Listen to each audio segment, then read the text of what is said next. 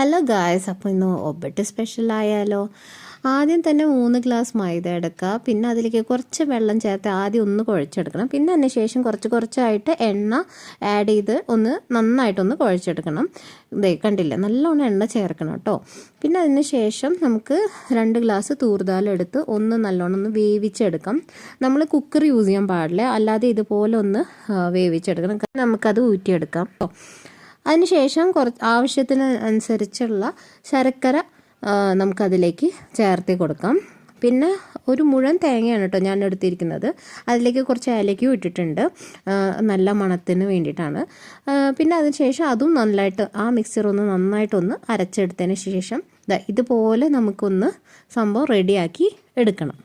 മൈദ കുഴച്ച് വെച്ചതും അതിലേക്കുള്ള മിക്സ്ചർ ഉണ്ടാക്കിയതും രണ്ടും നമുക്ക് ഫ്രിഡ്ജിൽ സൂക്ഷിച്ച് വെച്ച് ഇതേപോലെ ഇടയ്ക്കിടയ്ക്ക് ഉണ്ടാക്കി എടുക്കാവുന്നതാണ് കേട്ടോ. അപ്പോൾ സബ്സ്ക്രൈബ് ചെയ്യാം.